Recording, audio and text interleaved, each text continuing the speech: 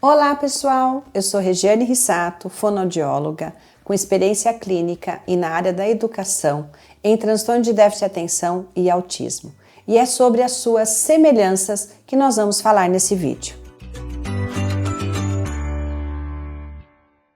O transtorno de déficit de atenção e o transtorno do espectro autista têm suas semelhanças. Entre elas, ambos são transtornos do neurodesenvolvimento, ou seja, eles são desenvolvidos durante a gestação. A criança nasce com esse transtorno.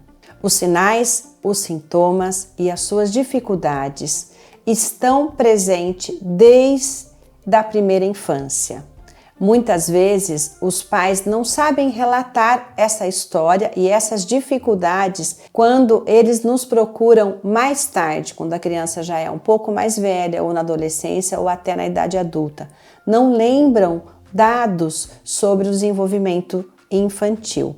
Mas, se você direcionar esse olhar dos pais, você vai encontrar os sintomas, os sinais e as dificuldades lá desde a primeira infância.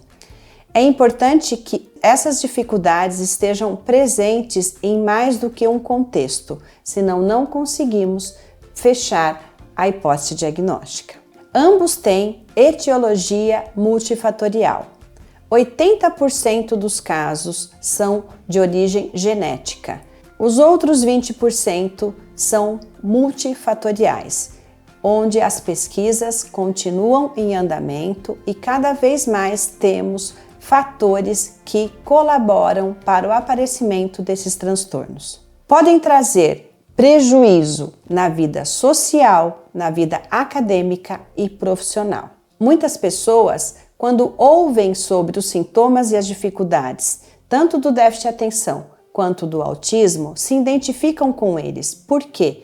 Todas as pessoas possuem essas dificuldades, possuem esses sintomas durante a sua vida, mas só é diagnosticado quando esses sinais, esses sintomas e esses comportamentos prejudicam, trazem prejuízos na vida social, acadêmica e posteriormente profissional. Podem sim ter atraso na aquisição da fala, mas também podem não ter atraso no desenvolvimento da fala. Podem ter atrasos no desenvolvimento neuropsicomotor. O que seria esse desenvolvimento neuropsicomotor?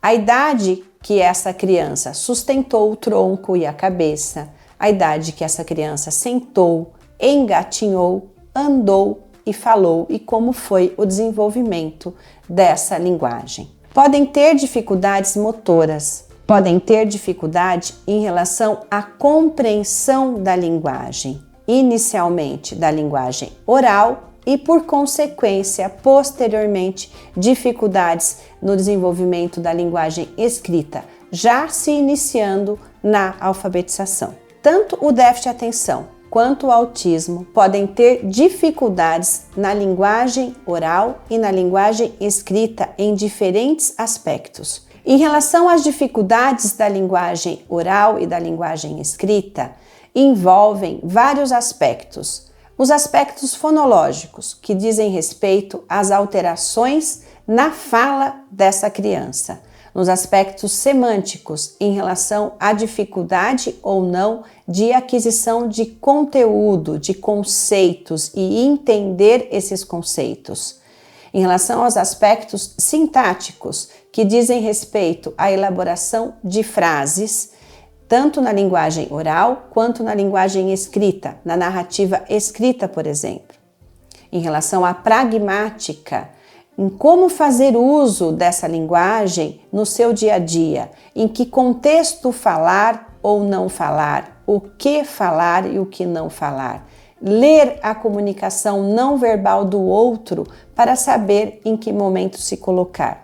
E também alterações em relação à prosódia, em relação ao uso de entonações específicas, querendo dizer algo, demonstrando os afetos e suas emoções. Ambos os transtornos parecem não ouvir quando nós falamos com eles, por motivos diferentes que eu vou explicar no próximo vídeo, em que eu vou citar as diferenças entre o transtorno do déficit de atenção e hiperatividade e o transtorno do espectro autista. Então, espero você lá.